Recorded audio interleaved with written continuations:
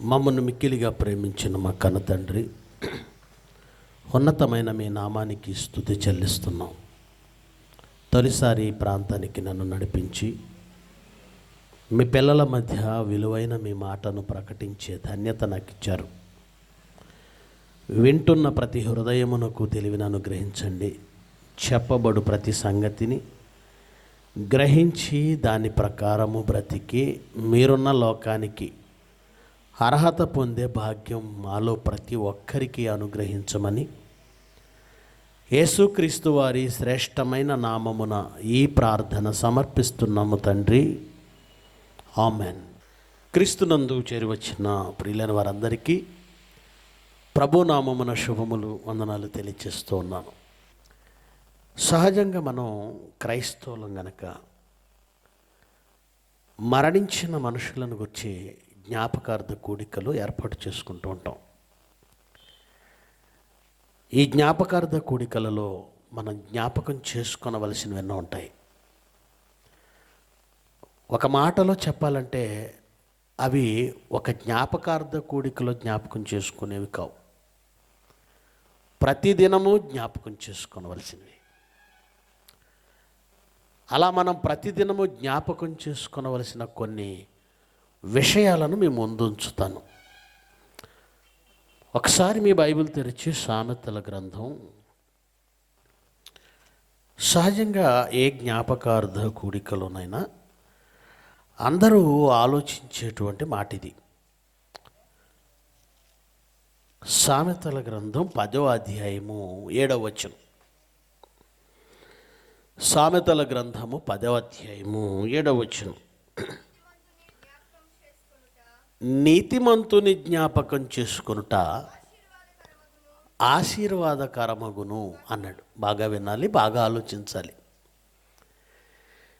నీతిమంతుని జ్ఞాపకం చేసుకొనుట ఆశీర్వాదకరం. ఎప్పుడు అనే ప్రశ్న ఒకసారి మీరే వేసుకోండి. నీతిమంతుడిని ఎప్పుడు జ్ఞాపకం చేసుకోవాలి?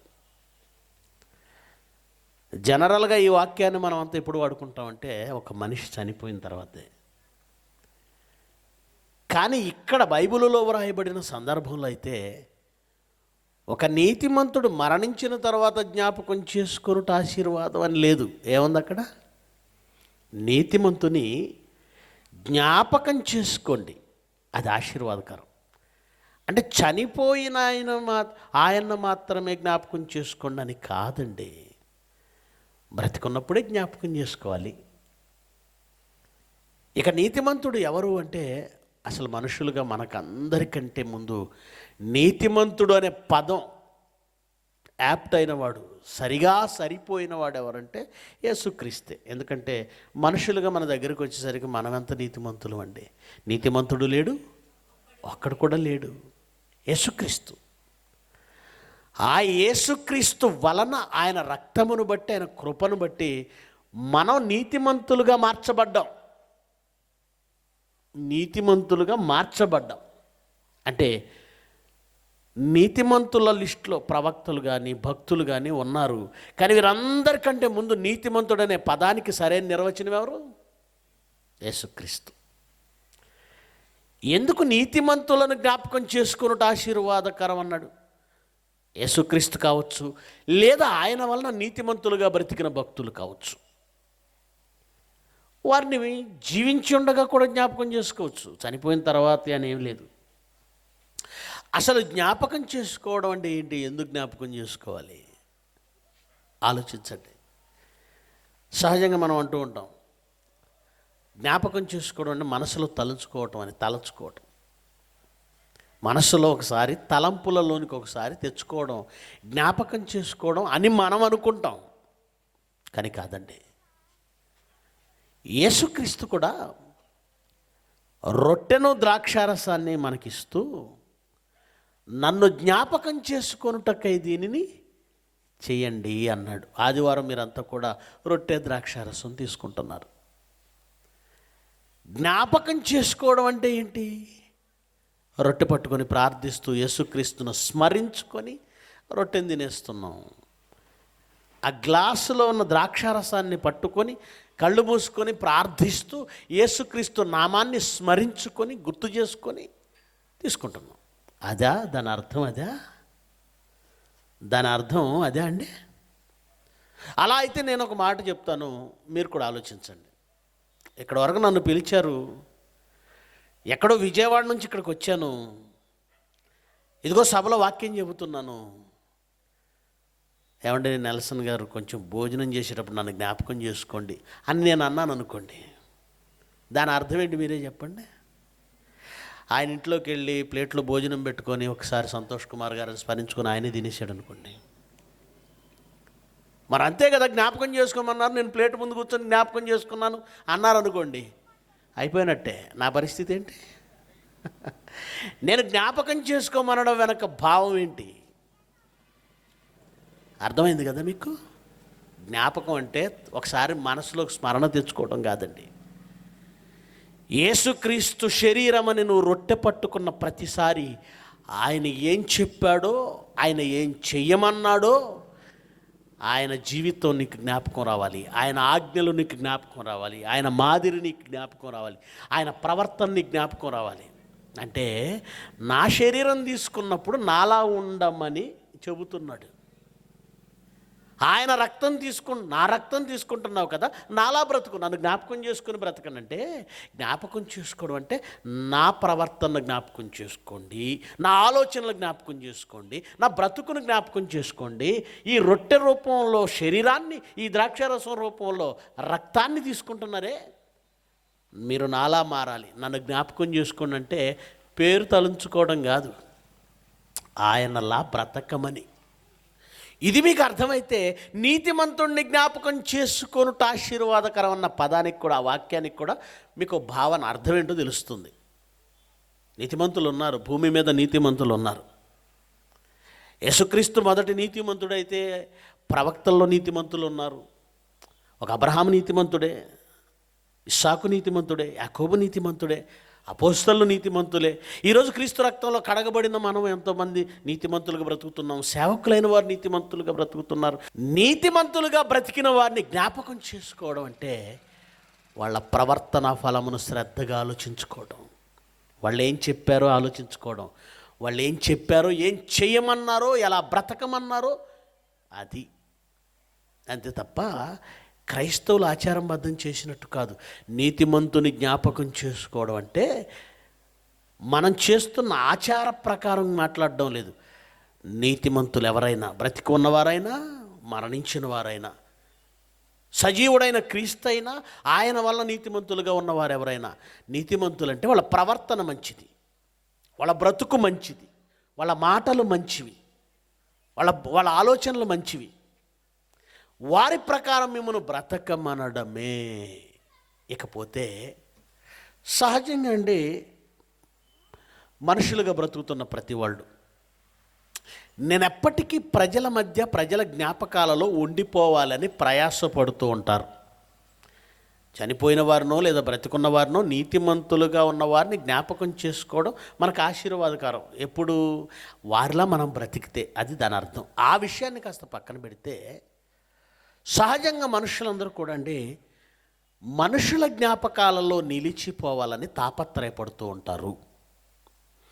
మనుషుల జ్ఞాపకాల్లో నిలిచిపోవాలని. ఎవరెవరు అలా మనుషుల జ్ఞాపకాల్లో నిలిచిపోవాలనుకుంటున్నారు అంటే, ఒక రాజకీయ నాయకుడు మాట్లాడుతూ, ఇప్పుడు లేడాయన, చనిపోయాడు, ఉమ్మడి ఆంధ్రప్రదేశ్కి ముఖ్యమంత్రిగా ఉండేవాడు. ఆయన ఒక ఇంటర్వ్యూలో మాట్లాడుతున్నప్పుడు ఆ యాంకర్ అతను ఒక ప్రశ్న అడిగాడండి. ఆయన ఎవరో కాదు, రాజశేఖర్ రెడ్డి గారు. మీరు జలయజ్ఞం ప్రారంభించారు కదా, చాలా ప్రాజెక్టులకి ఆయన టర్న్ తీసుకున్నాడు, అవన్నీ ప్రాజెక్టుల వర్క్ చేయాలని. ఇది జలయజ్ఞం కాదు, ధనయజ్ఞం అని ప్రతిపక్షాలు మరి వాళ్ళ ధోరణిలో వాళ్ళు సహజంగానే విమర్శిస్తారు కాబట్టి వాళ్ళు ఇది జలయజ్ఞం కాదు, ధనయజ్ఞం అనడం మొదలుపెట్టారు. ఈ ప్రశ్నే రాజశేఖర్ రెడ్డి గారిని ఒక యాంకర్ అడిగాడు. ఇలా మీరు ఒక స్టాండ్ తీసుకున్నారు కదా ప్రాజెక్టుల మీద, మరి ప్రతిపక్షాలు మిమ్మల్ని విమర్శిస్తున్నాయి. ఇంత విమర్శల మధ్య మీరు ఆ ప్రాజెక్ట్ని ఎలా ముందుకు తీసుకెళ్ళగలరు? అసలు ఇంతమంది విమర్శిస్తుంటే అసలు మీకెందుకు, మీరు సైడ్ అయిపోవచ్చు కదా, మీరు ఎందుకు దాన్ని అలా పట్టుకున్నారు అని అంటే అప్పుడు రాజశేఖర రెడ్డి గారు ఒక మాట అన్నాడు. నేను చదువుకునే దినాలలో, మెడిసిన్ చదివే దినాలలో రాజమండ్రి ఆ పరిసర ప్రాంతాలకు నేను వెళ్ళాను. ఉభయ గోదావరి జిల్లాలను నేను సందర్శించాను. ఆ ఉభయ గోదావరి జిల్లాల్లో ఏ 4 రోడ్ల కూడల్లో చూసినా, ఏ వీధి మలుపుల్లో చూసినా ఒక ఆయన గుర్రం ఎక్కి కనబడడం, ఒక విగ్రహం కనబడేది. నాకు ఆశ్చర్యపోయాను నేను. ఎవరాయన అంటే ఇండియన్ కాదు, ఒక బ్రిటిష్ జనరల్. ఎవరైనా కాటన్ దొర. ఎక్కడ చూసినా కాటన్ దొర విగ్రహాలు కనబడుతున్నాయి. నిజమే కదండి. మీ రాజమండ్రిలో కనపడితే మొత్తం ఈ తూర్పుగోదావరి, పశ్చిమ గోదావరి, బ్రిటిష్ వాళ్ళను ద్వేషించిన భారతదేశంలో ఉన్న ఈ తూర్పుగోదావరి, పశ్చిమ గోదావరి జిల్లాల్లో ఆయన అలా దేవుడిగా ఆరాధించడం నాకు ఆశ్చర్యం గొలిపింది. ఎందుకు ఆయన అంతగా ఆరాధిస్తున్నారు అంటే ఆయన విషయం చెప్పాడు. 1830కి ముందు పరిస్థితి ఏంటి ఉభయ గోదావరి జిల్లాలు అంటే, ధవళేశ్వరం దగ్గర ఆనకట్టలేదు. దాని వలన ఈ దిశ మార్చుకునే ఈ రాజమండ్రి లేదా ఈ గోదావరి నది అయితే వచ్చి ఊళ్ళను ముంచేయటం, లేకపోతే వర్షమే లేకపోవటం, నీరు లేకపోవటం, కరువు ప్రాంతాలు ఇవన్నీ. అయితే అతివృష్టి అనగా ఈ ముంచేయటం వరదలతో, లేదంటే చుక్క నీళ్లు లేకుండా పోవడం. ఈ పరిస్థితిని గమనించిన ఆనాటి కాటన్ ద్వారా బ్రిటిష్ వాళ్ళతో మాట్లాడి అమౌంట్ శాంక్షన్ చేయించి ఆయనే శ్రద్ధ తీసుకొని ధవళేశ్వరం దగ్గర ఒక ఆనకట్ట కట్టాడు. ఆ ధవళేశ్వరం ఆనకట్ట వలన ఈరోజు ఉభయ గోదావరి జిల్లాలు ఆంధ్రప్రదేశ్కి అన్నపూర్ణగా నిలిచాయి. నిజమే కదా, ఈ స్టోరీ కదా, హిస్టరీ ఇదంతా. అది చూసి నేను ఇన్స్పైర్ అయ్యాను. ఆయన బ్రిటిషర్ అయినా ఈ రాష్ట్రానికి అన్నం పెట్టిన వాడిగా ఈరోజు కాటన్ దొర వాళ్ళు పూజిస్తుంటే నాలో కూడా అదే కోరిక కలిగింది. ఒక కాటన్ దొర విగ్రహాలు ఎలాగైతే వీధి వీధిన ఉన్నాయో ప్రజలు నన్ను అలాగే గుండెల్లో పెట్టుకోవాలి. అదే నా లక్ష్యం. ప్రజల గుండెల్లో నేను నిలిచిపోవాలి, ప్రతి ఇంట్లో నా ఫోటో ఉండాలి అన్నాడు రాజశేఖర రెడ్డి గారు.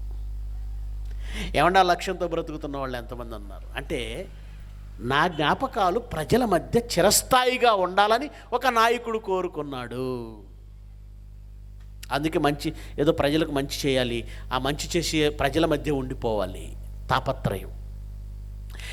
మరికొంతమంది నాయకులు ఉంటారు, మంచి చేశారో చేయలేదో కానీ చనిపోయిన తర్వాత ప్రజలు గుర్తుపెట్టుకుంటారో లేదో అని బ్రతికొండగానే వాళ్ళ విగ్రహాలు వీధుల్లో పెట్టుకుంటున్నారు. ఎవరో కాదు, మాయావతి. నేను చెప్పింది నిజమో కాదు చూసుకోండి. మాయావతి, బిఎస్పి మాయావతి, ఆమె విగ్రహాలు ఆమె మొత్తం పెట్టించేసింది. అంటే ఏదో విధంగా ప్రజల మధ్య ఉండడానికి మనుషులు తాపత్రయపడతారా? వాళ్ళ జ్ఞాపకాలు ప్రజల మధ్య ఉండాలని, నిలిచిపోవాలని తాపత్రయపడుతున్నారా అంటే అవును. రాజకీయ నాయకుడు ఒక విధంగా, సామాన్య ప్రజలు మరో విధంగా. ఇక మిగిలిన వారు, ఒక నటుడు మాట్లాడుతూ అంటాడు, నా బ్రతుకు బాగోనప్పుడు, నాకు ఆకలితో ఉన్నప్పుడు నేనేదో పట్టెడు అన్నం కోసమే, లేదంటే 4 మెతుకుల కోసమే నటించానండి. ఇప్పుడు మరి అంతా పెరిగిపోయింది, డబ్బులు వచ్చేసాయి. ఇప్పుడు నేను ప్రయాసపడేది ఎందుకంటే 4 కాలాల పాటు నేను ప్రజల్లో నిలిచిపోవాలి. ఒక స్పోర్ట్స్ మ్యాన్ అలాగే మాట్లాడతాడు, నేను ఎప్పటికీ ప్రజల్లో నిలిచిపోవాలి. ఒక క్రీడాకారుడు అలాగే మాట్లాడుతున్నాడు. నాయకుడు, సినిమా వాళ్ళు, ఇక సామాన్య ప్రజల దగ్గరకు వచ్చారా, వాళ్ళు కూడా ఎలా మాట్లాడతారు తెలుసా? ఏదైనా చేసి ప్రజల్లో గుర్తింపు కావాలి, జ్ఞాపకాల్లో, ప్రజల జ్ఞాపకాల్లో ఉండాలి. దానికోసం Guinness book of world records, ఎలాగైనా గిన్నిస్ బుక్ ఆఫ్ వరల్డ్ రికార్డ్స్లోకి వెళితే ప్రజలు గుర్తుపెట్టుకుంటారు, ప్రజల మధ్య నా పేరు నిలిచిపోతుందని తాపత్రయపడుతూ రకరకాల విన్యాసాలు చేసి ప్రాణాల మీదకు తెచ్చుకునేవాళ్ళు చాలామంది ఉన్నారు. ఒకడు ఎవరెస్ట్ ఎక్కుతానంటాడు, ఒకడు కిలిమంజారో పర్వతాలు ఎక్కుతానని వెళ్ళి పడిపోయి ఆ మంచులో శవం అయిపోయి అలాగే ఉన్నారు. ఇక సోషల్ మీడియా వచ్చిన తర్వాత ఈ యూత్ చేస్తున్న పిచ్చి పిచ్చి వేషాలు మీకు తెలుసు.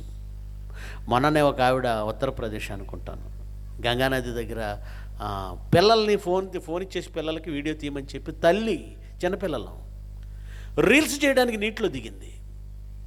ఆ ప్రవాహానికి కొట్టుకొని పోయింది. ఒకడు ట్రైన్ నుంచి దిగి ఎక్కుతుంటాడు, దేనికి రా అంటే రీల్స్. ఒక ట్రైన్ కింద పడుకుంటాడు, ఎందుకు రా అంటే రీల్స్. ఎంత ప్రాణాలకు తెగించి రీల్స్ ఎందుకు రా అంటే ఫేమ్ అవ్వాలి. ఏమవ్వాలి? ఏమవ్వాలట? ఫేమ్. అంటే మొత్తానికి ఎవడి ఆరాటం చూసినా మనుషులలో చిరస్థాయిగా జ్ఞాపకాలు ఉండిపోవాలి, అందరు నన్ను గుర్తుపెట్టుకోవాలి. దానికోసం ప్రాణాలకైనా తెగిస్తున్నారు. ఓకే, అలా అనుకుందాం. ఒక నాయకుడేమో ఏదో చేసి ప్రజల్లో నిలవాలంటాడు, ఒక క్రీడాకారుడు ఏదో సాధించి ప్రజల్లో నిలవాలనుకుంటున్నాడు, ఒక సామాన్యుడు ఇంకేదో సాధించి ప్రజల్లో నిలవాలనుకుంటున్నాడు, ఒక నటుడైనా ఇంకెవడైనా. వాళ్ళు అనుకున్నది నిజమేనా? నిలుస్తారా? చిరస్థాయిగా నిలుస్తారా? నిజంగా ప్రజల మధ్య ఒక నాయకుడు చిరస్థాయిగా నిలుస్తాడా అంటే కొన్ని వాస్తవాలు మాట్లాడుకోవాలండి. మహాత్మా గాంధీ ఎవరండినా? మోహన్ దాస్ కరమ్చంద్ గాంధీజీ. ఈ దేశానికి, భారతదేశానికి స్వాతంత్రం తీసుకురావడంలో జాతి పితానికి కొనియాడబడి నిజంగా ఎన్నో పోరాటాలు చేసి బ్రిటిష్ వారిని దేశం నుంచి వెళ్ళగొట్టాడు. ఇవి పుస్తకాల్లో మనం చదువుకున్నాం. ఆయన కీర్తి, ఆయన ప్రతిష్టలు నేను చదువుకున్నప్పటికీ ఇప్పటికీ ఒకేలా ఉన్నాయంటే లేవండి. సోషల్ మీడియా వచ్చింది కదా, ఏఐ అనేది ఒకటి వచ్చింది కదా. ఒకడు గాంధీజీ ఇద్దరు ఆడపిల్లలతో డ్యాన్స్ చేస్తున్నట్టు పెడతాడు, ఇంకొకడు ఆయన చేతిలో ఏంటిది ఇది మందు గ్లాసు పెడతాడు, ఇంకొకటి సిగరెట్ పెడతాడు. ఇప్పుడు పరిస్థితి ఏంటో తెలుసా? టోటల్గా చాలామంది భావన ఏంటి అంటే గాంధీజీ వల్ల ఈ దేశానికి నష్టం వచ్చింది అని ఒక తప్పుడు ప్రచారం. భవిష్యత్తులో గాంధీ అంటే ఎవరో మర్చిపోయే పరిస్థితి. నా చైల్డ్హుడ్లో, నా చిన్నతనంలో ఏ వీధిలో చూసినా గాంధీజీ బొమ్మలు కనపడేవి. ఇప్పుడు ఉన్నాయా? పెద్దవాళ్ళు చూడండి, చిన్నవాళ్ళకి తెలియదు. పెద్దవాళ్ళు ఆలోచించండి. వీధికి గాంధీజీ బొమ్మలు ఉండడం, గాంధీ సెంటర్ అంటారు, గాంధీ బొమ్మ సెంటర్. ఇప్పుడు ఆ విగ్రహాలు లేవు. మనుషులు స్వార్థప్రియులండి. చేసిన మంచిని, చేసిన త్యాగాలని అనతి కాలంలోనే మరిచిపోతారు. ఆ తర్వాత వాళ్ళ విగ్రహాలను పట్టించుకునే వాళ్ళు ఉండరు. మనుషుల జ్ఞాపకాల్లో ఉండిపోవాలని ప్రతి వీధి కోడలలో పెట్టిన విగ్రహాల మీద కాకులు, పక్షులు రెట్లేయడమే తప్ప వాటిని శుభ్రపరిచే వాళ్ళు కూడా ఉండరు. అంటే మనుషుల్లో నిలిచిపోవాలని తాపత్రయపడే ప్రతివాడు చూడవలసింది ఒకనాటి స్వాతంత్ర సమరయోధుల విగ్రహాలను చూడండి. భవిష్యత్తులో గాంధీ అంటే ఎవరో తెలియని తరం రావచ్చు. ఇప్పటికే స్వాతంత్ర సమరయోధుల్లో చాలామంది ఫోటోలు చూపించి పేర్లు అడిగితే ఇప్పటి వాళ్ళు చెప్పలేరు.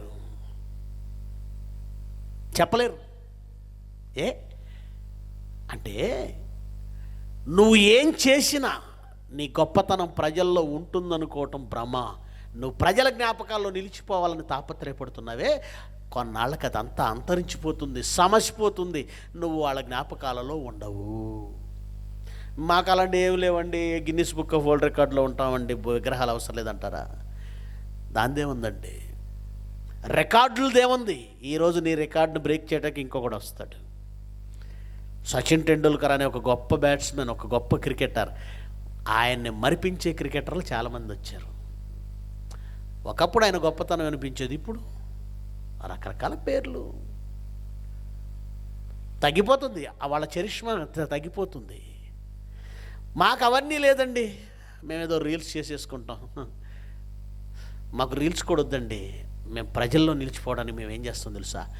చాలామంది తల్లిదండ్రులు పిల్లల హృదయాల్లో చోటు సంపాదించుకోవాలని రెక్కలు ముక్కలు చేసి తాము తినకపోయినా ఆ పిల్లలను పెంచుతూ వాళ్ళకి కావలసినవి ఇస్తూ జ్ఞాపకం ఉంచుకోవాలి, పిల్లల జ్ఞాపకాల్లో నిలిచిపోవాలని అపురూపంగా, గారాభంగా ప్రాణాలన్నీ, పంచప్రాణాలు వాళ్ళ మీద పెట్టుకొని పెంచుతుంటే ఆ పిల్లల భవిష్యత్తులో వృద్ధాప్యంలోకి వచ్చిన తర్వాత ఇప్పుడు మేము ఆ పిల్లల్ని ఎలా చూసుకుంటున్నామో ఆ వృద్ధాప్యంలోకి వెళ్ళాక మా పిల్లలు అలా చూసుకుంటారు అని తాపత్రయపడి వాళ్ళ జీవితాలను అంకితం చేసి దారపోస్తున్నారు, రక్తాన్ని దారపోస్తున్నారు. లోకం గురించి మాకొద్దు, మా పిల్లల మనసులో మేము ఉంటే చాలు అనుకుంటున్న తల్లిదండ్రులారా, వాళ్ళ హృదయాల్లో మీ కష్టం నిలిచిపోతుంది అనుకుంటున్నారా? లేదు. పిల్లలు అనగానే ఆ పసి రూపాలను చూసి ఆప్యాయత, వాత్సల్యం, మమకారం అనేది కలగడం సహజం. అయితే వారి కోసం మీరు పడే ప్రయాస వాళ్ళు జ్ఞాపకాలలో ఉంచుకుంటారు. ఆ తర్వాత కృతజ్ఞత కలిగి మీ కొరకు జీవిస్తారు, మిమ్మల్ని చూసుకుంటారు, మీ అవసరాలు తీరుస్తారు అని అనుకోవడం భ్రమ, పిచ్చి భ్రమ. చంపి ట్రాక్టర్తో తొక్కించి మరి చంపేశాడంటే తల్లి చిన్ననాడు చేసిన కష్టం, చేసిన త్యాగం, చూపిన ప్రేమ జ్ఞాపకాల్లో ఉందా? ఆ రాక్షసుడి జ్ఞాపకంలో ఉందంటే లేదు. తండ్రి తన కోసం ఎంత ప్రయాసపడ్డాడో, ఎంత ప్రయాసపడి పెంచాడో, ఆ కష్టమేమైనా ఆ దుర్మార్గుడి మనసులో జ్ఞాపకంలో ఉందా? లేదు. చంపకపోవచ్చు, సాక్షాత్తు ప్రత్యక్షంగా కత్తులు తీసుకునో లేదా వెహికల్స్ ట్రాక్టర్ లాంటివి తీసుకునో వీడి చేసినట్లుగా చంపకపోవచ్చు. కానీ దినదినము తల్లిదండ్రులు చచ్చేలాగా చేస్తున్న కొడుకులు ఎంతమంది, తల్లిదండ్రులు కూతుళ్ళు ఎంతమంది, ఏ విషయంలోనే కావచ్చు. అలా కుమిలిపోతూ తల్లిదండ్రులు ఇక్కడ ఉండలేక, వీళ్ళతో బ్రతకలేక వృద్ధాశ్రమాలలో చేరుతున్న తల్లిదండ్రులు ఎంతమంది. ఆ వృద్ధాశ్రమాల్లో కొడుకులు విడిచిపెట్టి తల్లిదండ్రులను వృద్ధాశ్రమాల్లో తోసేస్తున్న కొడుకులు ఎంతమంది. ఎందుకు ఈ మాటలు జ్ఞాపకం చేశానంటే, మనుషులు భ్రమలో బ్రతుకుతున్నారు. మేము చేసిన కష్టం, మేము చేసిన త్యాగం, మేము చేసిన మేలు, మేము చేసిన ఉపకారం మానవుల జ్ఞాపకాలలో ఉండిపోతాయని తాపత్రయపడుతున్నారు. ఉండవా? ఖచ్చితంగా ఉండవు. అప్పుడప్పుడు మీ వాళ్ళ విషయంలో మీరే అంటుంటారు, రే చేసిన మేలు కొంచెమైనా జ్ఞాపకం పెట్టుకోరా, కృతజ్ఞత లేనివాడివిరా నువ్వు అని ఆవేశం పడుతూ ఉంటాం. ఎందుకంత ఆవేశం వచ్చింది? నువ్వు చేసిన మేలువాడు మర్చిపోయాడనే కదా. నువ్వు చేసిన మేలువాడు మర్చిపోతాడు, ఉపకారం మర్చిపోతారు. కానీ మీ జ్ఞాపకాలు, మీ కష్టం, మీ ప్రేమ, మీరు పడిన ప్రయాస, మీ త్యాగం పదిలపరచబడేది ఒక చోటు ఉందండి. ఆ చోటేందో మానవులకు తెలియదండి. తెలియక ఎవరి హృదయాలలోనో చోటు సంపాదించుకోవాలనే తాపత్రయంతో పాటు మనుషులకు మరొక తెలివి తక్కువ తాపత్రయం ఉంది. అదేంటంటే, ఒక అకేషన్ జరిగిందనుకోండి, బంధువులందరూ వస్తారు, స్నేహితులందరూ వస్తారు, ఇరుగు పొరుగు వాళ్ళు వస్తారు. ఈ ఆనందాలు, ఈ బంధుత్వాలు, ఈ సంతోషాలు, ఈ జ్ఞాపకాలు పదిలంగా ఉండాలని మనిషి ఒకటి కనిపెట్టాడు. ఆ వస్తువు పేరు కెమెరా. ఏంటది? కెమెరా. ఈ అకేషన్ పెళ్ళి కావచ్చు, పుట్టినరోజు కావచ్చు, మరొకటి కావచ్చు, click click click click click అని చెప్పేసి ఫోటోలు తీసేసుకొని ఆల్బమ్ తయారు చేసుకుంటాం. ఎవరైనా ఇంటికి వచ్చింది లేటు, వాళ్ళ ముఖాను టీ పడేసి ఆ తర్వాత మనం వాళ్ళ ముఖాను పడేసేది ఆల్బమే. వాళ్ళు చూడకపోయినా వాళ్ళ మీద భుజాల మీద కూర్చొని ఇది ఇప్పుడు వాడికి అంత ఇంట్రెస్ట్ లేదు. కానీ మనమే ఏం చేస్తుంటాం? తోసి ఇది ఇక్కడ నేనే, ఇక్కడ మా అమ్మాయి, వాళ్ళ బుర్ర తిని పంపిస్తాం. చూసారా? ఆల్బమ్ రూపంలో నువ్వేం చేసావంటే జ్ఞాపకాలు పదిలపరుచుకున్నావు. అక్కడి నుంచి వీడియో కెమెరా, పెళ్ళి క్యాసెట్, పెళ్ళి వీడియో. చూసారా? ఇలా జ్ఞాపకాలు వీడియోల రూపంలో, అలాగే ఫోటోల రూపంలో భద్రపరుచుకొని నువ్వే సంతోషపడుతున్నావు నీ జ్ఞాపకాల గురించి. ఇకపోతే ఈ మధ్యకాలంలో నుండి టెక్నాలజీ పెరిగింది కదా, AI, ఆర్టిఫిషియల్ ఇంటెలిజెన్స్.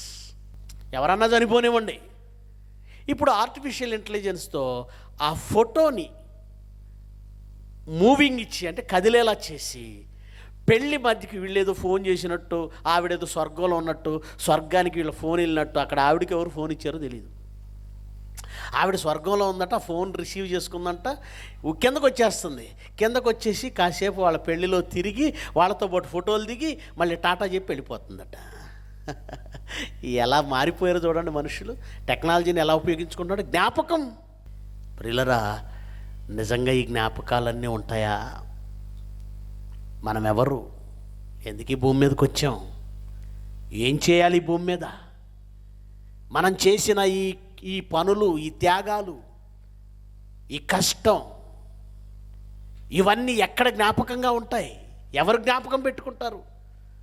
అంత వ్యర్థం అండి, అంత వ్యర్థం, అంత వ్యర్థం. సొలొమోను అంటాడు, అంత వ్యర్థం.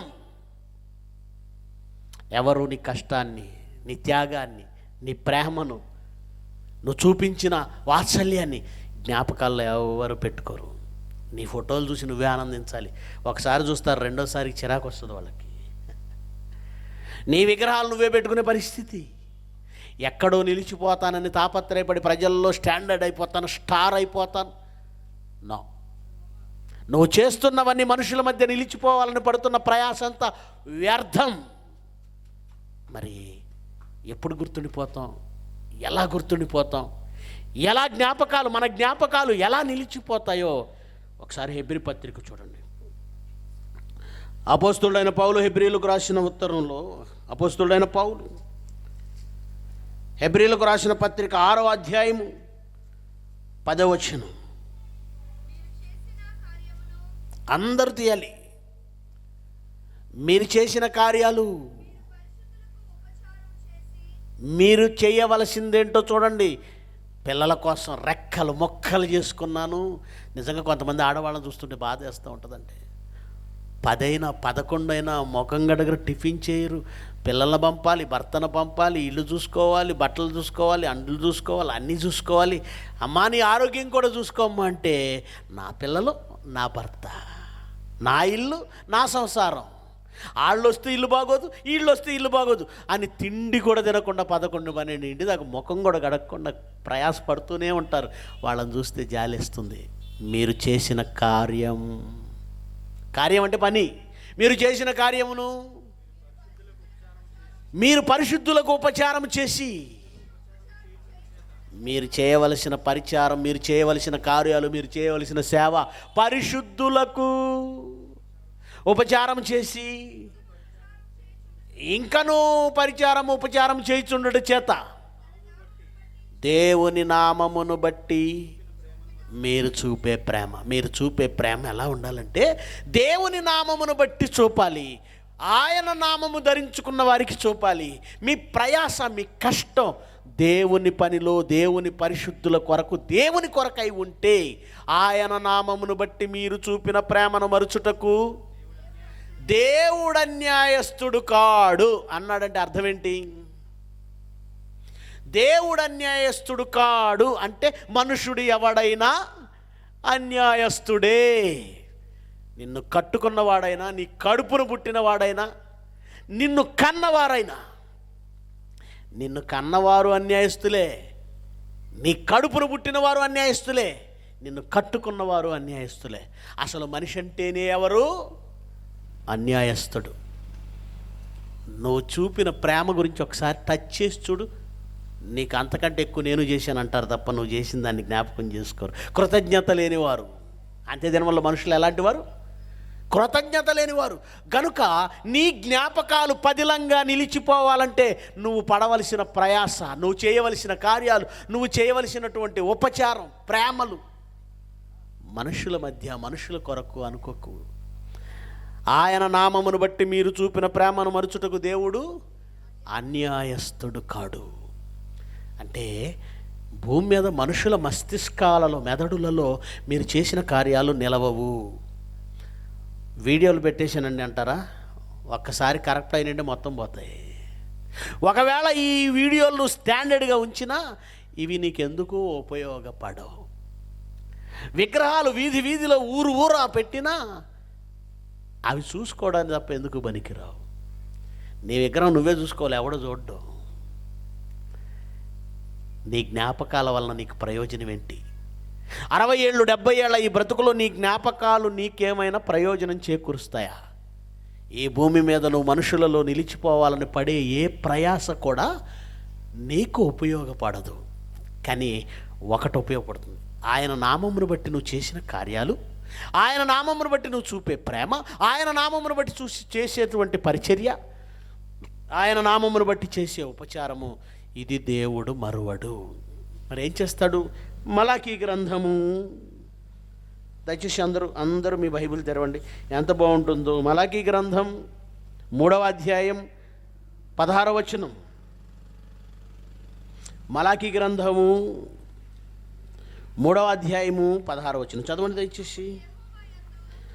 అప్పుడు యెహోవా యందు భయభక్తులు గలవారు ఒకరితో ఒకరు మాట్లాడుకొనుచుండగా యెహోవా చెవియొగ్గి ఆలకించాడు. ఏ మెమరీ కార్డులోనైనా చెరిగిపోతాయి, మొత్తం డిలీట్ అయిపోతాయి, కానీ ఒక మెమరీ నుంచి ఎవ్వరు వీటిని డిలీట్ చేయలేరు. ఎక్కడున్న మెమరీ? దేవుడు ఉన్నాడు, రికార్డెడ్. మళ్ళా చదవన్న మాటను కంటిన్యూ చేయండి. యెహోవా యందు భయభక్తులు గలవారు ఒకరితో ఒకరు మాట్లాడుకొనుచుండగా. దేవుని యందు భయభక్తులు గలవారు ఏం మాట్లాడతారు ఒకరితో ఒకరు? భక్తి లేని వాళ్ళైతే శుభ్రం కొంతమందిని ఆడవాళ్ళని చూస్తుంటాను ఇలాంటి గ్రామాల్లో, పల్లెటూరుల్లో భర్తను పంపిస్తారు, పిల్లల్ని పంపించేస్తారు, పనులన్నీ చేసుకుంటారు, ఇంకంతే ప్లేట్లో అన్నం పెట్టుకుంటారు, దాన్ని అలా పట్టుకుంటారు, పక్కింటికి బయలుదేరుతారు. ఎక్కడికి? ఇంట్లో తిన్నవా? ఆ పక్కింట్లో ఆవిడ కూడా ఈవిడ కోసం ఎదురు చూస్తుంటుంది. వీళ్ళు కూర్చుంటే సాయంత్రం 4 అవుతుంది లేవడానికి. ఆ ప్లేట్ ఎండిపోద్ది, చెయ్యి ఎండిపోద్ది. ఏం మాట్లాడుతున్నారు? ఈ మాటలు దేవుడు చెవి యొగ్గాడంటే అక్కడికక్కడే కత్తి తీసుకొని నరికేస్తాడు. అంత దారుణంగా ఉంటాయి మాటలు. దేవుడు మనుషుల మాటలకు చెవి యొగ్గుతాడా? మీ మాటలు విన్నాడా? ఉరి. కానీ ఆయన నీతిమంతులు యెహోవా యందు భయభక్తులు గలవారు మాట్లాడుకుంటుంటే చెవి యొగ్గుతాడట. మరి భక్తి లేని వాళ్ళు ఆయనకు ఆల్రెడీ తెలుసు ఎంత దరిద్రం ఉంటుందో. ఆయన చెవి యొగ్గడు. యెహోవా యందు భయభక్తులు కలిగిన వారు ఒకరితో ఒకరు మాట్లాడుకుంటుంటే ఏం మాట్లాడతారు? ఈరోజు ఎంతమందికి వాక్యం చెప్పాం, ఎంతమందిని దేవునికి పరిచయం చేశాం, ఎంతమందికి దేవునిని పరిచయం చేశాం, ప్రభు కోసం ఏం చేశాం? దేవుని వాక్యం ఏంటి? అబ్రహాం ఏం చేశాడు? యేసుక్రీస్తు ఏం చేశాడు? యెహోవా యందు భయభక్తులు కలిగిన వారి మాటల్లో ఇవి ఉంటాయి. ఆయన చెవియొగ్గి ఆలకిస్తాడట. మరియు యెహోవా యందు భయభక్తులు కలిగి ఆయన నామమును స్మరించుచు ఉండు వారికి జ్ఞాపకార్థముగా. ఎక్కడ రాయబడింది? ఆయన సముఖమందు ఒక గ్రంథం రాయబడిందంటండి. ఒక గ్రంథం, జ్ఞాపకార్థ గ్రంథం. నువ్వు పెట్టుకున్న మెమరీ కార్డు కంటే ఏమండి తర్వాత ఏమంటుందండి? ఎక్స్టర్నల్ హార్డ్ డిస్క్ ఒకటి కొన్నామండి, 7,000 రూపాయలు హార్డ్ డిస్క్. అందులో అన్ని మూమెంట్స్ అన్నీ వేసేస్తాం. ఆ హార్డ్ డిస్క్ ఒకసారి ఎర్రర్ వచ్చిందని మొత్తం లేచిపోతాయి. హార్డ్ డిస్క్ ఎర్రర్ రావచ్చు, అందులో ఉన్న వీడియోస్ ఆడియోస్ డిలీట్ అయిపోవచ్చు. కంప్యూటర్లో ఎవడైనా ఏదైనా ఏమండి వైరస్ ఎక్కించాడంటే మొత్తం ఫైల్స్ అన్నీ ఏమైపోతాయి? ఎర్రర్ అయిపోతాయి. కానీ నువ్వు చేసిన కార్యాలు, నువ్వు చూపిన ప్రేమ, నీవు చేసిన పరిచర్య ఇవేవి డిలీట్ కానీ ఒక పుస్తకం ఉంది. పుస్తకం అంటే దేవుడు కూడా అక్కడ పెన్ను పేపర్, చైనా వాడి పేపరు పెన్ను తీసుకొని రాయడండి, అదొక హార్డ్ డిస్క్. అది ఈ బుక్. అది జ్ఞాపకార్థంగా ఆయన సన్నిధిలో కూడా ఒక గ్రంథం వ్రాయబడుతున్నది. ఆ జ్ఞాపకార్థ గ్రంథములో నీతిమంతులు, భక్తులు, వారి కార్యాలు, వారి క్రియలు, వాళ్ళ కన్నీళ్ళు. దావీదంటాడు, నా కన్నీళ్ళు నీ కవెలలో కనబడుతున్నాయి నాయన. నా కన్నీళ్ళు దేవుని కోసం నువ్వు పడే ప్రయాస, నువ్వు కార్చే ప్రతి కన్నీటి బొట్టు, నీ పిల్లల కోసం కార్చిన కన్నీటి బొట్లు వాళ్ళు మర్చిపోయారు. ట్రాక్టర్లతో తొక్కించవచ్చు, విషం పెట్టి చంపొచ్చు. వంటగదిలో తీసుకెళ్ళి తల్లిదండ్రులు నరికేశాడట ఒక దరిద్రుడు. ఇంకా న్యూస్లన్నీ మీకు ఎందుకులే, తెల్లారితే మీరు చూస్తున్నారుగా. చెప్పాడుగా అతను, ఎవరో చెప్పాడు, బాగా చెప్పాడు. ఒకప్పుడు ఒక చోట హత్య జరిగిందంటే 4 రోజులు చెప్పుకునేవాళ్ళు ఊర్లో. ఇప్పుడు అరగంటకు ఒకటి జరుగుతుంది, ఇంకేమని చెప్పుకుంటారు? అవునా అంటారు, వదిలిపోతున్నారు. ఎవడు ఖాళీగా లేడు ఇవన్నీ వినడానికి. కామన్ అయిపోయాయి. తల్లిదండ్రుల కష్టాలు, కన్నీళ్ళు పిల్లలకు గుర్తుండవు. బైక్ కొనిలేదని ఒకడు సూసైడ్ చేసుకున్నాడు. ఆ తండ్రి ఎందుకు బైక్ కొనిలేదో వీడికి తెలుసా? ఆ తండ్రి దగ్గర డబ్బు ఉందా లేదా? మా నాన్న అసలు తిండి ఎలా పెడుతున్నాడు, ఆయన ఎంత కష్టపడుతున్నాడు, అమ్మ ఎంత కష్టపడుతుంది, ఏమైనా తెలుసా వీళ్ళకి? కానీ దేవుని దగ్గర ఒక జ్ఞాపకార్థ గ్రంథం ఉంది. నువ్వు లోకం కోసం కష్టపడతాను, పిల్లల కోసం కష్టపడతాను, మా ఆయన కోసం కష్టపడతాను, మా ఆవిడ కోసం కష్టపడతాను. నీ బాధ్యత, వాళ్ళకి కావలసినవి ఇవ్వు, కానీ వాళ్ళ కోసమే బ్రతుకును అర్పించేస్తానంటే నీ జ్ఞాపకాలు సమాధిలోకి వెళ్ళిపోతాయి. ఒక్కొక్కడు ఉంటాడు దరిద్రుడు, సమాధిలో శవాన్ని పెట్టాక నోరు తెరిచి మందు పోతున్నాడు. అప్పుడు దాకా పాస్టర్ గారు వచ్చి ప్రార్థన చేశాడు. ఆయన్ని పక్కకు పంపించి నోరు తెరిచి ఏం చేస్తున్నాడు? ఏం పనిరా నువ్వు చేసేదంటే, ఆయనకి ఇదంటే బాగా ఇష్టం 90. అంటే ఈ దరిద్రం సమాధిలో కూడా వదలవా? ఒకడు బీడీ కట్టేస్తున్నాడు ఒక పక్కన, ఏమనాలంటే దరిద్రం. ఇంకొకడేమో ఆ బిర్యానీ పార్సిల్ తీసుకొచ్చి అందులో పెట్టాడు. వీళ్ళని ఎలుగుతోలు తెచ్చి ఏడాది ఉతికినా నలుపే కానీ తెలుపు కాదని చచ్చిపోయిన శవానికి ఇవన్నీ పోవడం ఏంటి? నీ జ్ఞాపకాలు దేవుని దగ్గర ఉండాలి. మట్టిలోకి వెళ్ళిపోతాయి. మా నాన్నని, మా అమ్మని, లేదంటే మా అమ్మమ్మని, మా తాతని మేము ఎంత బాగా చూసుకున్నామో చెప్పుకోవాలని ఏమన్నా మనిషి అలా చచ్చిపోయాడు లేదు ఫ్లెక్సీలు అందంగా వేసి ఆ పక్కన ఈ పక్క సింహం ఈ పక్క సింహం ఎక్కడివి? బతికున్నప్పుడు ఈ రెండింటిని పట్టుకు తిరిగాడు ఆయన. బెళ్ళప్పులు బతికున్నప్పుడు ముద్ద పెట్టారు లేదు తెలీదు, కానీ ఫోటోలు మాత్రం అంటే అవి గుర్తుండిపోతాయనా? మీ గుర్తులు ఎంతసేపు? ఒకడు సమాధిని తాజ్మహల్ కట్టినట్టు కడతాడు పాలరాతితో. ఆ 4 రోజులే, ఆ తర్వాత దిక్కు కూడా చూడ్డు దానికి వైపు తిరిగి. నువ్వు పాలరాతి సమాధులు కట్టినా, పెద్ద పెద్ద హోర్డింగ్స్ ఫ్లెక్సీలు కట్టినా, ఇంకొకడైతే తల్లిదండ్రుల పేరు మీద బస్ స్టాపులు కట్టిస్తాడు, ఒక్కొక్కడు అన్నదానాలు చేస్తాడు, ఉపయోగం లేదు. దేవుని గ్రంథములో నీ పేరు లిఖించబడితే, అక్కడ జ్ఞాపకార్థంగా రాయబడితేనే నీకు మేలు జరిగేది. కనుక మనుషులను మెప్పించి వాళ్ళ జ్ఞాపకాల్లో నిలిచిపోవాలని తాపత్రయపడే మనిషి బుద్ధి తెచ్చుకో, జరుగుతున్నవి చూసి బుద్ధి తెచ్చుకో. మనుషులు ఎవరు నీ మేలు గుర్తించరు. దేవుడే జ్ఞాపకార్థంగా ఒక గ్రంథం రాశాడు, అక్కడ నీ జ్ఞాపకాలు నిలిచిపోవాలి. మరి నీ జ్ఞాపకాలు నిలిచిపోయి అంత గొప్పగా నువ్వు బ్రతుకుతున్నావా? మనం ఎవరిని జ్ఞాపకం పెట్టుకుంటామండి? ఎవరి జ్ఞాపకం ఉండిపోతారండి? ఎప్పుడు బొత్తిగా ఈ చిన్న విషయంలో కూడా హెల్ప్ చేయనివాడు మీకు గుర్తుంటాడా? పిల్లికి భిక్షం వేయనివాడు గుర్తుంటాడా? మీకోసం ప్రాణం పెట్టడానికైనా వెనకాడని తత్వం కలిగిన స్నేహితుడో అయిన వాళ్ళని మీరు గుర్తుపెట్టుకోవడం సహజం.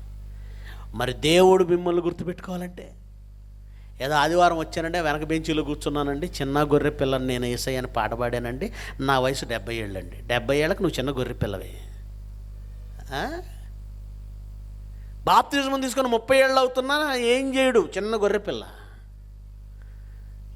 ఏం చేయకుండా వెనక కూర్చొని వెళ్ళిపోయిన నువ్వు దేవుడు గుర్తుండాలా? ఆయన నామమును బట్టి నువ్వు చూపిన క్రియలేంటి, చేసిన కార్యాలేంటి, చేసిన త్యాగాలేంటి? నీ కన్నీరెక్కడా? నీ కన్నీటి బొట్టు, ప్రతి నీతిమంతుడి కన్నీటి బొట్టు దేవుని పుస్తకంలో కనబడుతుంది. పుస్తకంలో జ్ఞాపకార్థముగా గ్రంథం రాయబడింది. రాయబడితే ఉపయోగం అంటే చరిత్రలో ఒక ఇన్సిడెంట్ చెప్తాను. నిజంగా చరిత్ర, హిస్టరీ ఇది. ఎప్పుడు హిస్టరీ అంటే ఇది క్రీస్తు పూర్వం 400 సంవత్సరాల క్రితం జరిగిన హిస్టరీ అండి. 400-500 సంవత్సరాలు భూమి మీద హిస్టరీ అయినా మెడో పర్షియన్ కింగ్డమ్ ఈ భూమి మీద ఉన్నప్పుడు. హిస్టరీ చదువుకున్న పిల్లలు ఉంటే నేను చెప్పింది రైట్ అని వాళ్ళకి అర్థమైపోద్ది. మెడో పర్షియన్ కింగ్డమ్ అంటే మాదీయ పారసీకుల సామ్రాజ్య కాలంలో ఒక ఇన్సిడెంట్ జరిగింది. ఏంటా ఇన్సిడెంట్ అంటే, యూదులలో కొంతమందిని అంతకు ముందున్నటువంటి సామ్రాజ్యం బాబిలోనియన్ సామ్రాజ్యంలో కొంతమందిని చెరలోనికి తీసుకెళ్లారు, బానిసలుగా తీసుకెళ్లారు. వాళ్ళల్లో, అక్కడ ఉండిపోయిన వాళ్ళల్లో ఒక ఆయన మొర్దెకై, ఆయన పేరు మొర్దెకై. ఈ మొర్దెకై అనే ఆయన యూదుడు. మొర్దెకై అనే ఆయన ఎవరికి వంగి నమస్కారం చేయడు. కానీ హామాన్ అనేటువంటి వాడు అహష్వరోషు రాజు కాలంలో, మెడో పెర్షియన్ కింగ్డమ్ మాదీయ పారసీకుల సామ్రాజ్యంలో అహష్వరోషు అనే రాజు కాలంలో హామాన్ అనేటువంటి ఒక నాయకుడు ఉన్నాడు, ఒక అధికారి ఉన్నాడు. ఈ అధికారి వస్తున్నప్పుడు అందరూ వంగి వంగి నమస్కారాలు చేస్తున్నారు, కానీ ఈ మొర్దెకై అనేటువంటి వ్యక్తి వంగి నమస్కారం చేయట్లేదు. కారణం, తను యూదుడు. దేవునికి తప్ప ఇంకే మనిషి అన్నవాడికి వాళ్ళు వంగి నమస్కారం చేయకూడదు, చేయరు. ఎప్పుడైతే ఈ మొర్దెకై అనేవాడు తనకు వంగి నమస్కారం చేయటం లేదు అని హామాను చూశాడో, వాడి ఇగో దెబ్బతింది. మొర్దెకైని చూసినప్పుడల్లా గుండెల్లో నుంచి మంట వస్తుంది వాడికి. వీడిని చూసి ఇంకెంతమంది యూదులు ధైర్యం తెచ్చుకొని మొత్తం నన్ను తిరస్కరిస్తారు అని ప్లాన్ చేశాడు. వీడిని ఎలాగైనా లేపేయాలి. వీడొక్కడే కాదు, యూదులంతా వీళ్ళంటి వాళ్ళే నాకు నమస్కారం చేయట్లేదు. వాడి ఈగో ఎంతవరకు వెళ్ళిందంటే అసలు జాతి లేకుండా చేస్తే పోద్ది కదా, నాకు నమస్కారం పెట్టరా. రాజు దగ్గరికి వెళ్ళాడు, కపటోపాయంతో ప్లాన్ చేశాడు. రాజా, ఒక జనము నీ రాజ్యంలో నివసిస్తుంది. ఆ జనము మిమ్మును కానీ మీ ఆజ్ఞలను కానీ మీ పరిపాలన కానీ లెక్క చేయటం లేదు. వాళ్ళు చాలా డేంజర్గా మారిపోయారు. ఆ జనమును అంతమొందిస్తే తప్ప మీ రాజ్యం ప్రశాంతంగా ఉండదన్నాడు.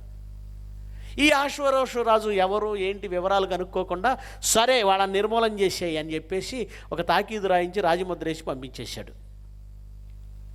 ఇది హామాను కుట్ర.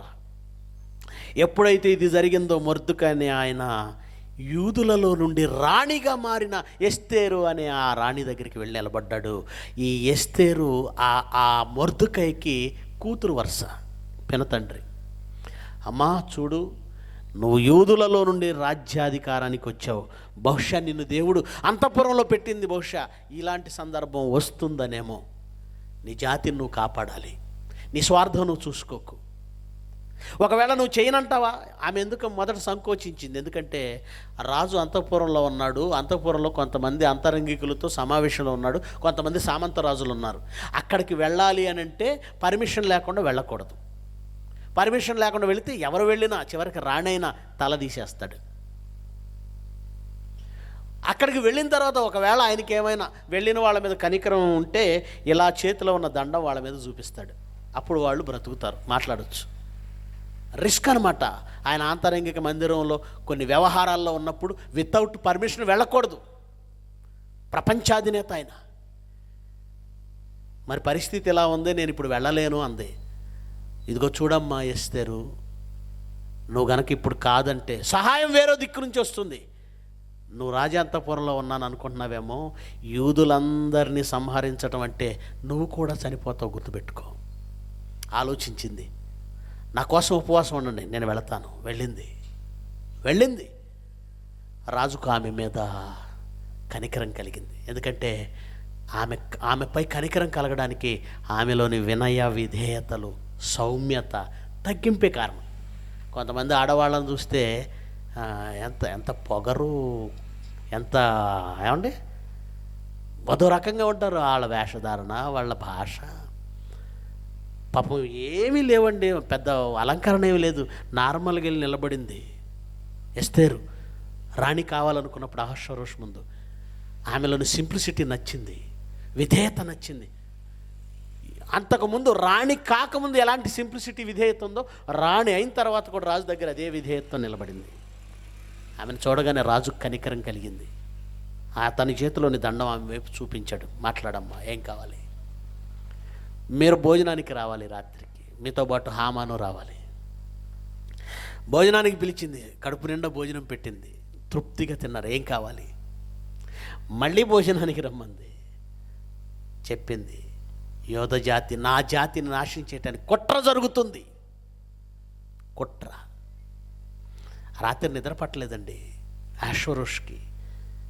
ఏం జరిగిందో చూడండి. 6వ వచనం, 6వ అధ్యాయం, క్షమించండి, ఎస్తేరు గ్రంథము 6వ అధ్యాయము 1వ వచనం నుంచి. ఆ రాత్రి నిద్ర పట్టకపోయినందున రాజ్యపు సమాచార గ్రంథము తెమ్మని అప్పటికే మొర్దుకైని ఉరితీయాలని 50 అడుగుల కొయ్యను సిద్ధపరిచేశాడు. ఎవరు? హామాను. మొర్దుకైని ఉరితీయాలి అని 50 అడుగుల కొయ్య. రాజుకి ఎందుకు నిద్ర పట్టలేదట. నిద్ర పట్టకపోయేసరికి రాజ్య సమాచార గ్రంథాన్ని తెమ్మన్నాడు. రాజ్య సమాచార గ్రంథం అంటే రాజ్యంలో జరిగిన చాలా ముఖ్యమైన సంఘటనలన్నీ అందులో గ్రంథస్థం చేస్తారు. జ్ఞాపకార్థ గ్రంథం అది. రాజులకు రాజ్య సమాచారము వ్రాసే గ్రంథం, జ్ఞాపకార్థ గ్రంథం అది. ఆ రాత్రి నిద్ర పట్టలేదు రాజుగారికి. రాజ్య సమాచార గ్రంథం తెమ్మన్నాడు. రాజు ఆజ్ఞయ్యగా అది రాజు ఎదుట చదివి వినిపించబడుతుంది. అందులో ఒక సంఘటన వాళ్ళు చదివారు. ద్వారపాలకులైన 2 నపుంసకులు, బిగ్దాను తెరెషాను రాజు యొక్క 2 నపుంసకులు రాజైన అహష్వేరోషును చంప యత్నించిన సంగతి మొర్దెకై తెలిపినట్లు గ్రంథంలో రాయబడింది. గ్రంథంలో ఏముందంటే, ఒకానొక సంఘటనలో ఇద్దరు నపుంసకులు, ద్వారపాలకులు, వాళ్ళు రాజు ప్రాణం తీయడానికి ప్లాన్ చేసుకున్నారు. ఇందిరాగాంధీని అంతే కదండి, వాళ్ళ సెక్యూరిటీయే చంపేశారు. వాళ్ళ సెక్యూరిటీయే, ఆమె ఇంటి దగ్గర ఉన్న సెక్యూరిటీ ఆమె ఇంటి నుండి బయటకు వస్తుంటే తుపాకీ గోళ్లతో జల్లెడి చేసినట్టు చేశారు. ఆమె దేహాన్ని టప టప టప టప టప కాల్చేశారు. అలాగ రాజు మీద కుట్ర, ద్వారపాలకులే కుట్ర చేశారు. ఈ విషయం మొర్దెకై పసిగట్టి రాజుకు సమాచారం అందించాడు. రాజు ఎంక్వైరీ చేశాడు, ఏంటి నా మీద కుట్ర జరుగుతుందా, మొర్దెకై అనేటువంటి వ్యక్తి నాకు ఈ సమాచారం ఇచ్చాడు అని ఎంక్వైరీ చేస్తే నిజమే చంపడానికి వాళ్ళు ప్లాన్ చేశారని తెలిసిపోయింది. అంతే, ఆ ద్వారపాలకులు ఇద్దరిని శిక్షించేశాడు. అయితే ఇది జరిగిన తర్వాత తన ప్రాణాన్ని కాపాడిన మొర్దెకైకి నేనేమైనా బహుమానం ఇచ్చానా అని అడిగాడండి. చదివిన తర్వాత, మొర్దెకైకి నేనేమైనా బహుమానం ఇచ్చానా? లేదు రాజా, ఇవ్వలేదు. మరి ఎలాంటి బహుమానం ఇవ్వాలో చెప్పండి అన్నాడు. హామాన్నే పిలిచాడండి. హామాన్ని పిలిచి రాజుకు మేలు చేసిన వాళ్ళకి ఎలాంటి సన్మానం చేయాలని అడిగితే వాడేమనుకున్నాడు, నేనే కదా గొప్పవాడిని, నన్నే కదా గణపరచాలనుకున్నా. వాడి కోరికలను ఆడు చెప్పాడు. ఊరేగించాలి, రాజముద్ర ఇవ్వాలి, రాజవస్త్రాలు, మంచిది, అవన్నీ మొర్దెకైకి చేయి అన్నాడు. ఎవరికి చేయాలి? ఏమండి, ప్రాణాలు తీయడానికి ఎవరికైతే ఉరికొయ్య సిద్ధపరిచాడో ఆ మొర్దెకైనే సన్మానించాడు హామాను. అవమానంతో కుంగిపోయాడు. ఆ తర్వాత ఎస్తేరు రాణి వలన మొర్దెకైకి, యోధ జాతికి కీడు తలపెట్టిన దుర్మార్గుడు ఈ హామానే అని తెలుసుకున్నాడు. అంతే, హామాన్ను ఉరి తీయించాడు రాజు. ఇక్కడ తెలియవలసింది ఏంటి అంటే, ఒకవేళ ఆ రాత్రి రాజ్య సమాచార గ్రంథం ఒకవేళ రాజు చదవకపోయింటే ఏంటి పరిస్థితి? ఎవరి ప్రాణం పోయేది? మొర్దెకై ప్రాణం. రాజ్య సమాచార గ్రంథం చదివినప్పుడు అందులో ఆ సమాచారం వ్రాయబడినందువలన మొర్దెకై ప్రాణం దక్కింది. అంటే ఒక మేలు జరగాలంటే నువ్వు చేసినది జ్ఞాపకార్థంగా గ్రంథంలో ఉండాలి. ఇప్పుడు దేవుని సముఖమున ఒక జ్ఞాపకార్థ గ్రంథం రాయబడుతుంది. నీవు మరణించిన తర్వాత నీకు పరలోకం ఇవ్వాలంటే నువ్వు ఆయన కోసం ఏం చేశావో ఆ గ్రంథంలో కనబడాలి. రాజు తన కోసం మొర్దెకై ఏం చేశాడో చదువుకొని అతనికి మేలు చేశాడు. దేవుడు, నువ్వు ఆయన కోసం ఏం చేసావు? ఆయన గుర్తుంచుకోదగినంత గొప్పవేమైనా చేసావా? ఆయన జ్ఞాపకాల్లో నిలిచిపోయేంత గొప్ప త్యాగాలు ఏమైనా చేసావా? గొప్ప కార్యాలు ఏమైనా చేసావా? జ్ఞాపకార్థ గ్రంథం తిండి అంటాడు. కాపవరంలో పలానా సుబ్బారావు, యోసేపు వాళ్ళ పేర్లుది అంటే ఉన్నారు ప్రభు. ఎక్కడున్నారు? ఆ రచ్చబండ దగ్గర ఎప్పుడు గిల్లాలాట ఆడుకుంటున్నారు ప్రభు. సిట్టింగ్ ఉంది ప్రభు. నా కోసం ఏమైనా చేశారేమో చూడవయ్యా. ప్రభువా, మీకోసం ఏం చేయాలి? అప్పుడప్పుడు వచ్చి మీటింగ్లో కనబడి వెళ్తుంటారు. ఆదివారం వచ్చి రొట్టె తీసుకొని వెళ్ళిపోతుంటారు. రొట్టె తీసుకుని వెళ్ళేవాడు నాకు వద్దు. నా కోసం ఏం చేశాడు, నేను గుర్తుపెట్టుకునేంత ఏం చేశాడు? ఆయన జ్ఞాపకార్థ గ్రంథంలో నీ పేరుందా? పదిలపరచబడతాయి. మనుషుల హృదయాల్లో, మనుషుల మస్తిష్కాల్లో, మనుషుల పుస్తకాల్లో, మనుషుల హార్డ్ డిస్కుల్లో మీ జ్ఞాపకాలు ఉండవు. నీ కొడుకు మనసులోనే నీ జ్ఞాపకాలు ఉండవు. నీ తండ్రి మనసులో నీ జ్ఞాపకాలు ఉండవు. నీ ప్రజలు అనుకుంటున్నావే రాజ్యాధినేతగా వెలుగుతూ ప్రజల మధ్య ఉండాలని. ఆయన ఓడిపోయాక ఆయన విగ్రహాలను పగలగొడుతూ తగలబెడుతూ తిరిగారండి. తెలుసుగా మీకు? కాటన్ దొరలా నా విగ్రహాలు ఉండాలని ఎవరైతే తాపత్రయపడ్డారో ఆయన చనిపోయాక ఏమండి ఆయన విగ్రహాలు తగలబెట్టి కాల్చుకొని పగలగొట్టుకొని. అంటే నువ్వు చేసిన మంచి మనుషులు గుర్తుపెట్టుకోరా? నువ్వే కదా, నేను చేసిన, నువ్వు చేసిన, అసలు మనుషులు గుర్తుపెట్టుకోరు. కనుక ఓ మనిషి, నేను చనిపోయిన తర్వాత 10 మంది నా గురించి చెప్పుకోవాలనే అనకు. చాలా తప్పుడు సూత్రాలు, తప్పుడు సూక్తులు ప్రపంచంలో ఉన్నాయి. వాళ్ళు ఏమంటారంటే, మనం పోయినా మన మంచి నిలిచి ఉండాలి. అదేగా మనుషులు చెప్పేది. మనం పోయినా 10 మంది మన కోసం నిలబడాలి. అంటే 10 మంది నిన్ను గుర్తుపెట్టుకోవాలనుకుంటున్నావు. ఆ నలుగురిని సంపాదించుకోవాలి. ఎవరా నలుగురు? ఆ శవాన్ని మోసేవాళ్ళు. ఇలాంటి తప్పుడు సూక్తులు ఎవడు మీకు చెప్పింది? మీరు సంపాదించుకునే మంచి మీ జ్ఞాపకాలు దేవుని దగ్గర ఉండాలి. అక్కడ పదిలపరచబడతాయి. మనుషుల హృదయాలలో అవి పదిలపరచబడవు, ఉండవు. లేదు, ఉన్నాయండి, మా ఊరందరికీ నేను పెద్ద గొప్పవాడిని అండి, వాళ్ళ గుండెల్లో పెట్టుకున్నారండి. మంచిది. నువ్వు చనిపోయిన తర్వాత వాళ్ళ గుండెలు గీల్చి దేవుడు చూపిస్తారా? చెల్లవవి. Guinness book of world record చూపించి, ప్రభువా ఈ భూమి మీద ఉన్నప్పుడు నేను గిన్నిస్ బుక్ ఆఫ్ వరల్డ్ రికార్డులో పేరు సంపాదించాను, నా జ్ఞాపకం ఇక్కడ ఉంది, దాన్ని తీసి తగలబెట్టు అంటాడు. పనికిరాదు అది Guinness book of world records. ఎక్కడ జ్ఞాపకాలు పదిలపరచబడాలో తెలుసా? ఆయన సముఖమందు ఒక గ్రంథము రాయబడింది. ఎలాంటివి గుర్తుంటాయి తెలుసా ఆయనకి? ఒక మాట చూసుకొని ముగించుకుందామండి.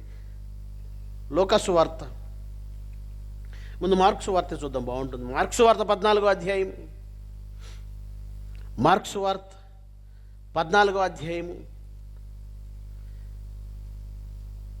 5వ వచనం నుంచి చూద్దాం,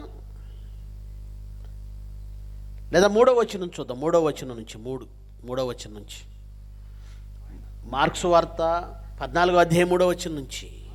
ఆయన బేతనియలోని కుష్ఠరోగి అయిన సీమోని ఇంట ఉన్నప్పుడు, ఆయన భోజనానికి కూర్చుండినప్పుడు, ఒక స్త్రీ మిక్కిలి విలువగల అచ్చ జటామాంసి అత్తరుబుడ్డిని తీసుకొని వచ్చి ఆ అత్తరుబుడ్డిని పగలగొట్టి ఆ అత్తరు ఆయన తల మీద పోసేసిందండి. ఆయన తల మీద పోసింది. ఎప్పుడేం జరిగింది? యేసుక్రీస్తు శిష్యులు కొందరు ఉన్నారు, అందులో ఇస్కరియోతు యూదా స్పెషల్.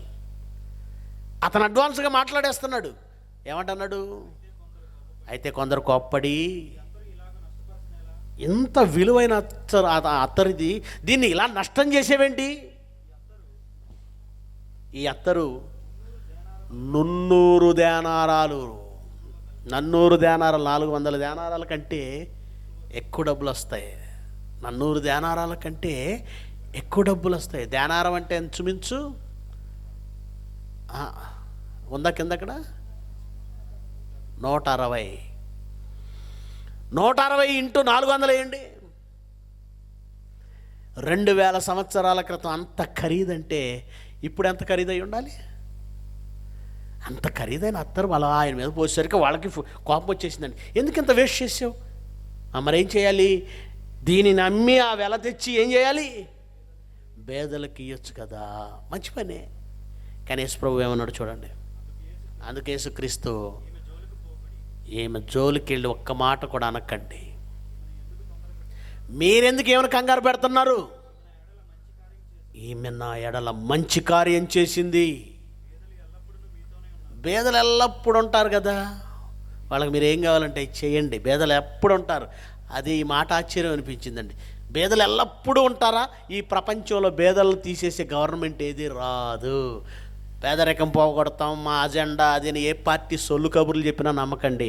ఎందుకంటే యేసుప్రభు చెప్పాడు, పేదలు ఎప్పుడు ప్రపంచంలో ఉంటారు. మరి పావర్టీని తీసేయటం మా ధ్యేయం, మా అజెండా. నమ్మకండి, దొంగలంతా. పేదలు ఎల్లప్పుడూ మీతో ఉంటారు. ఏ గవర్నమెంట్ మార్చదు.